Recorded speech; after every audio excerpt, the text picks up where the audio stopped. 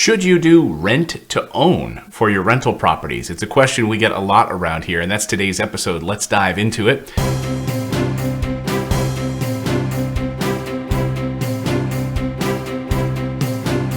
Here we are at our very first rental property. Hey everyone, I am Clayton Morris, longtime real estate investor. If you are new to the channel, this is the channel where we help you build financial intelligence. We want you to achieve financial freedom. The way that we do it is with buy and hold real estate. You can do it however you want. You can start your own business.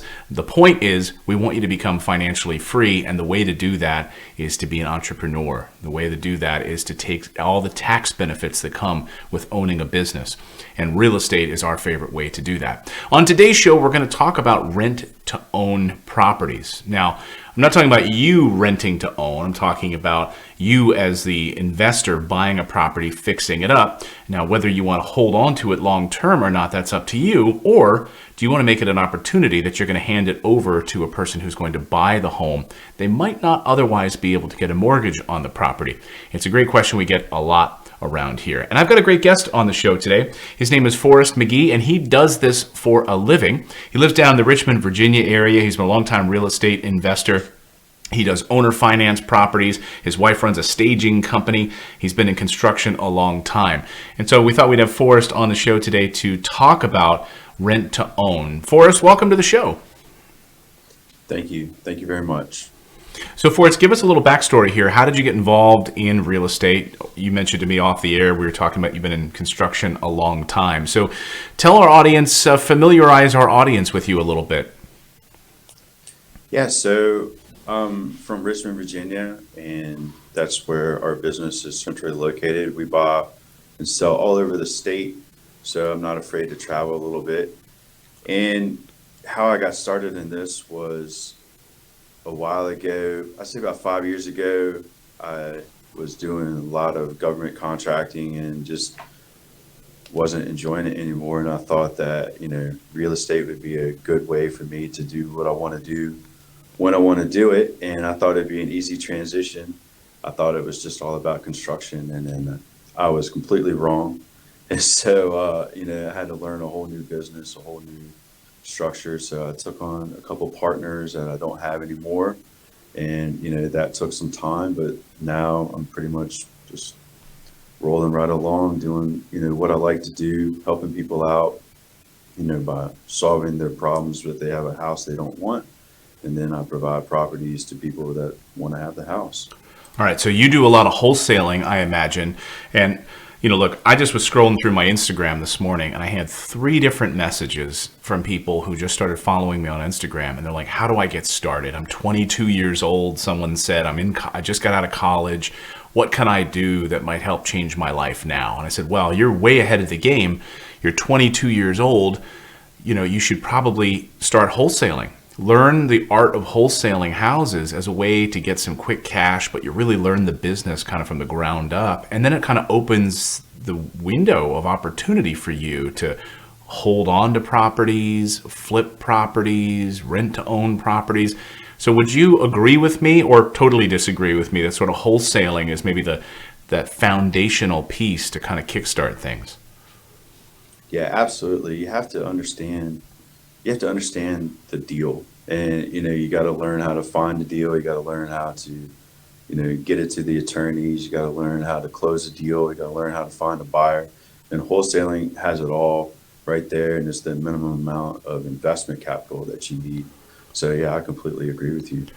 And if our audience is interested more in wholesaling, please check us out. We got a link below here. We'll link you to our wholesaling series so you can learn more all about that. All right, so Forrest, let's talk about your strategy now. We're talking about rent to own. Take me through a process. Give me just an example house. Let's just use 123 Main Street as sort of an example property. If someone's driving right now to work and they're listening to this show and they're trying to figure out what rent to own means, is it right for them? To walk us through a typical example, if you would. So we have to start at the beginning. And so how I do rent to owns is I will take a property over subject to. What does that mean? I know what that means. I want to make sure our audience understands what that means. Okay. So I will assume somebody's mortgage, legally. So my lawyer sets everything up to where, the house gets put in a trust properly, and then we make the payments, and then we find somebody to get them out of their mortgage in 2 or 3 years. And so how we do that is we find somebody who wants to live in a house now that doesn't exactly have the credit to purchase the house, and they're building their credit, and they're, on the upswing of their credit rebuild process, and they provide a down payment. They lock in a price that they're going to buy the house for in 2 to 3 years, and then they rent the house while they're rebuilding their credit. And then the goal is to have them purchase the house in 2 or 3 years with bank financing. Okay. So a lot of things to unpack there. So that's the high level of it. Let's kind of go back a little bit here. Number one, where are you finding these houses? So if someone's watching right now and they're interested in finding cheap houses, again, we've done a whole video on how to find cheap houses. People can watch that. I think we go into great detail. But how are you in the Richmond, Virginia area locating a property? What criteria do you have to meet in order to get this thing under contract and then take it over subject to the existing mortgage? What speaks to you personally? So the about first the deal? criteria is I have to be able to rent it for more than I'm paying the mortgage. Okay. So that's the first thing. So the rental comps have to be higher than the mortgage payment. Where do you find those rental comps? Not in the middle of town. Oh, I don't find those properties in the middle of town, but I find those rental comps off of the websites, either Rent-A-Meter or Zillow or something like that. And okay, so you use Rent-O-Meter or Zillow, and they kind of give you a range. They're not perfect, but at least it gives you a frame of reference, right? Right. It's a starting point. Mm-hmm. And so then, I'll place ads. Some of them are ghost ads on Craigslist, and some of them are real ads to gauge, whether that price is right. If I'm going to get activity of people saying I'm willing to pay that much money. If I don't get activity, my price is too high.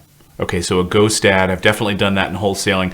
You're putting up a property for rent, but it's not actually for rent. You're just testing it to see if that price in that neighborhood with those number of bedrooms is going to work for you, right? That's correct. That's correct. Okay. So I don't find them in. I'm sorry. Go ahead. No, go ahead. I want to clarify for our audience because we have a lot of new listeners who join us, and I always find that when people are on a journey, sometimes it's the smallest little details that stop people from taking action. And so for you and me, we might know what a ghost ad is. We might know what subject to is. But often, sometimes it's that little, what did Forrest just say? That kind of trips people up. So forgive me for interrupting, but I think that those things can be powerful for people. So, okay, you do the ghost ad, you get a rental comp idea, and then what's next? Then you have to find somebody that has good enough credit and has some money for a down payment. And then the rest of it basically falls into place. And those are the two main things. That's really the hardest part, is finding somebody. You can put anybody in your house, and most people can come up with the monthly payment. But to find somebody that has a good chance of success in 2 or 3 years, that is, a little bit more difficult. Right. So let's go back to finding the deals, finding this house. Sure. So walk me through what strategies you're using and really we're talking about wholesaling strategies here. So again, I would encourage people to check out the video, an episode that we did on how to find cheap houses, because we go into direct mail, we go into some different strategies. But Forrest, what are you using in the Richmond, Virginia market to find some deals like this? My cheapest method of advertising is free, and I just put ads on Craigslist, and I just find people who hit my ad that are motivated to sell a house. And that's my cheapest, freest method of advertising. And I've got 2 deals this year off of that. Wow. So what does the ad say, if you don't mind me asking? And are the ads, is it free to post a Craigslist ad, or it's like $30 or something? No, I post in the real estate wanted section, and it's free. And what do you say in the ad, if you don't mind us asking? So I had a mentor tell me a while ago, you said break down your last deal and who was your seller, who sold you the house and what was their motivation. And so just write ads around that. So my at that time, the seller was relocating military, and he needed to sell this vacant house. He had already relocated, and he just had a house sitting there, and he was getting notices that the grass wasn't cut and it got vandalized, and he was in a mortgage, and he just had to get out of the deal. He didn't need that frustration. He had moved across the country. So I realized that there's a need for, people to solve that kind of problem, because military people move all the time. So I work around military bases, and I run ads in those local areas for Craigslist saying, do you need to relocate?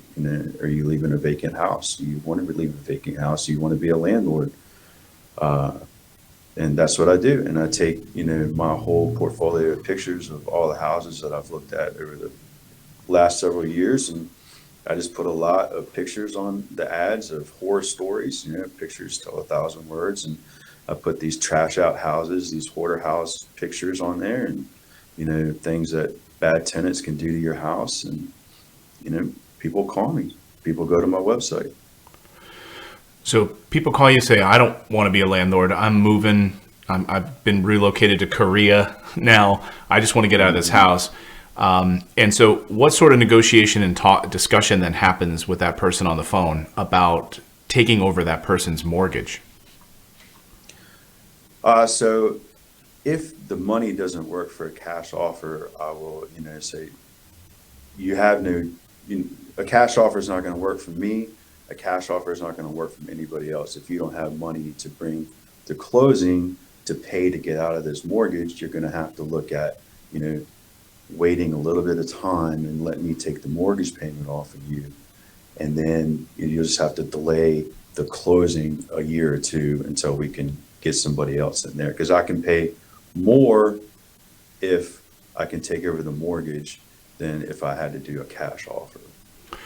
Right. So that's the incentive. So I can give you cash. I can give you 80% of maybe what you want now in cash. Or I can give you the full amount, or even maybe a little walking away money right now if I'm able to take over the mortgage for you. Is that kind of how you do it? That's correct. I try not to give any more than the mortgage payoff, but I have done, some money at closing, to give them moving money or catch up money or stuff like that. So now you take over this mortgage. Let's just say what kind of price range are we talking here? What's like a typical takeover mortgage are you looking at? The most expensive one I've done was $1,070 a month, and that was a $160,000 payoff. And the least expensive one I've done is a $60,000 payoff and $560 a month. Okay, let's take for example, because those are the types of houses I like to buy. It's like in that $70,000 range. That's what we talk about here on the show. So let's use that as an example. So $60,000, the mortgage payment was about $500 a month. How did you construct that? Take me through some of those details to help our audience here. So you put it into a land trust. Is that what the attorneys did? That's correct.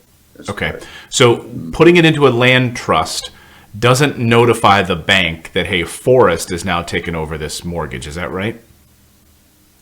That is correct. And, there's a lot of paperwork involved, but essentially, at the end of the day, the land trust is put into the current, mortgage holder's name. And then there's an assignment agreement on the back of that assigns it to my company when it sells. So if the bank ever looks at something, then they will see, nothing but the current mortgage holder's name on all the documents. So, and it also, that's another interesting point. It also makes it easier if I don't fulfill my agreement. It makes it easier for the original mortgage holder to take the property back, so that, I'm not really messing up their life. Because at the end of the day, we're all about, making everybody succeed. And so we want to make it as easy as possible if things don't go right, for them to get their property back and do something else with it. But that particular property, $560 a month, I can rent it. I can rent to own it. I am rent to own it for $975 a month. So that creates enough cash flow for me to, keep doing it over and over. Right. So if I understand this correctly, then, so you're putting a tenant in there. Now you're telling this landlord or this owner, hey, here's what can happen if you're a landlord. There's all these hoarders out there. Tenants can damage your property. You don't have to worry about that because what? What do you tell them? That, hey, I'm going to put a tenant in your property, but I'm going to manage it and I will technically own it so you don't have to worry about it? Yeah, so all we have is our reputation in business. And Richmond is a small community. It's a lot of people, but it's a small community. So how I, establish credibility and, trust is I tell them, look, I'm all over the internet. You can Google me and, I'm not going to let my reputation get tarnished for $560 a month. So I'm going to pay your mortgage payment whether they pay me or not, because I don't want you going around telling everybody that Forrest doesn't do what he said he's going to do. Right. All right. So then you put a tenant in this property. Now you're making $400 or so on top of, above and beyond the mortgage. You're making the mortgage payments. What is your goal in order to get this thing paid off? And how do you want to transition that tenant that you're finding in there that has good credit into owning this property? Take me through that part of the process. So the ultimate goal is to get the seller's goal, which is selling their property. So I try to do that in 2 to 3 years. It hasn't always worked for me, but that's the goal, and that's the time frame that I give the seller. So my challenge and the reason why we make money is because we have the goal to find somebody that will fulfill that commitment and buy the house in 2 or 3 years. So a $60,000 house is not that hard to get a mortgage on, but people still need to be in a good enough position where they can get a mortgage on it in a couple of years. So that's the goal. It doesn't always work out. A lot of times people use the fact that it doesn't work out as a strategy. You just keep doing it over and over again. I try to actually complete the deal in 2 to 3 years. Now that's a good point. And that's something that's kept me from doing this because I felt like sometimes it can feel a little shady. I don't want to say shady, but like you're almost not rooting for this tenant to do well because they're going to give you maybe $5,000 as like a down payment for the rent to own option or some sort of a down payment. They move into this property, they start paying rent, and your goal is to have them eventually buy this thing in 2 to 3 years. If they don't, well, then you get excited about it, right? If you're a shady character, because now you can rinse and repeat. That person moves out. You can have somebody else rent to own, give you another $5,000 or $10,000 deposit to move in. Repeat that cycle. I mean, I've heard horror stories about that where people kind of hope that people don't do well in that. But ultimately, you want them to succeed. And I know there's a couple out of Baltimore that also does that as well. They work with them on their credit repair. They want them to own this home. So what do you do to help maybe these tenants actually end up owning this thing? So I follow up with them on a regular basis. I don't help per se in their credit repair or their credit improvement process. But it's something that I probably will get into doing. But right now, it's just more of a mentoring and a coaching and just, make sure that everything's going okay. So then you get them after a couple of years, they're then able to get a mortgage with a local bank and take it over, and they end up buying the property. Is the owner okay with that for 3 years, waiting on that? And what happens, have you ever had the situation where after 3 years, this tenant's like, oh, I just can't buy this thing.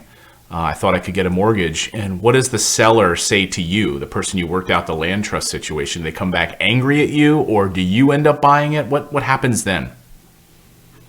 So I've only been in this business 5 years, so I haven't reached that difficult decision yet. But I can imagine that, at that time, we have a vested interest and there's a trust that's been created by me paying their mortgage for 3 years. And if I tell them, this particular person didn't work out, we have to do it again, then, I would expect that, me paying the mortgage on time for the last 3 years would be enough credibility for them to take me at my word and, allow me to do it again. So Right. I have no time frame on my, subject to deal. It's set up, it's established, it's the life of the mortgage. But it's just a, verbal, you know, commitment that I'm going to do everything that I can do to, get the mortgage sold in 3 years or get the property sold in 3 years with a new mortgage.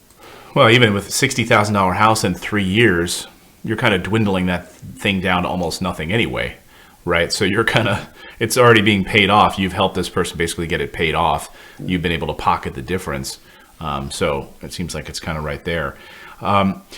So is there anything else we didn't cover here, Forrest, on the rent-to-own piece? The payoff, getting this tenant transitioned into this property.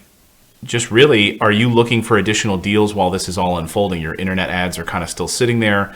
You're trying to do a lot of deals on a regular basis. What's next for you? How does this unfold? Yeah, so I would like to be in the all cash flow business. Right now I do flip. Right now I do wholesale and wholetail. So, and wholetail means I actually get a loan, take a title, and then do the minimum amount possible and then sell it on the MLS. And but I would like to get into all cash flow properties. The reason why I gravitated towards rent to own, I don't think we really covered that, was because some people like to be landlords and some people don't. And I really don't like to be a landlord. So the rent to own kind of absolves me of a lot of that maintenance issues and the phone calls and stuff like that, which is why I kind of gravitated towards it. Right. That's a great point. So, I mean, with the rent to own situation, this person is renting, but they're giving you a down payment to own the property, basically. So what kind of a lease do you put on it? You don't really put a lease on this, right? Yeah. So there's two independent documents. So there's a rental agreement or a lease agreement, and then there's an option to purchase agreement. And so the down payment is for the option to purchase agreement, and then the rental agreement is above that, and it's just the monthly lease for the same amount of time that the option to purchase is. Okay, great. And then they have to deal with all the maintenance items in the property, and That's correct. yeah, take care of everything. And if they don't, who is that on? That falls back on the seller, the guy that you did the land trust deal with, or does that fall back on this renter / rent to owner? Ultimately, it falls on me because I'm the one that made the commitment and made the agreement, and I hold the deed. Effectively, I hold the deed to that property. It's just the mortgage is being held by the previous owner. So, when things all said and done, there's a recorded deed that just has a mortgage in place, that I'm holding. So I'm ultimately responsible. My company's ultimately responsible for that property. Great. So being able to get into the all cash flow business and doing more wholesaling, are all of those things still coming back to your one ad, your free ads, or are you doing any kind of direct mail to find other deals, or is it all just internet free on Craigslist? Craigslist is a big portion of it. It's less than 50%, but most of my leads come from either organic SEO leads or they come from Google paid ads. Nice. And you have just people emailing you or set up a phone call? How do you have that handled? So I have a virtual assistant that handles all my incoming leads, and he qualifies everything as far as potential rent to own people and motivated sellers and stuff like that. So he washes them out and gauges their motivation level and pushes things to me as they need to be pushed. But everything either goes through call rail phone numbers or Carrot site submissions. So Nice. that's how everything's handled. Nice. And we'll have a link to Carrot's website below here. It's a great way to set up a simple, basic wholesaling website, real estate website. So we'll have a link below that you can sign up and get a discount for that as well. Well, Forrest, thank you so much for joining us. I really appreciate you shedding some light on the rent-to-own situation. Love to have you back. Maybe we can talk some wholetailing in another episode if you're game for that. Certainly. Absolutely. Thank you. Thanks, Forrest. And my thanks to all of you for subscribing. And I hope you found this episode illuminating so you can take some action and maybe start doing some rent-to-own deals in your own backyard. Be sure to download our free Freedom Cheat Sheet, which will help you figure out the amount of expenses in your life and then how to get the number of rental properties, just like Forrest had, in order to pay all of your monthly expenses. Remember to go to morrisinvest.com/freedom to download that free cheat sheet. Until next time, everyone, go out there, take action, become a real estate investor. I believe it's the #1 way to build wealth. We'll see you next time.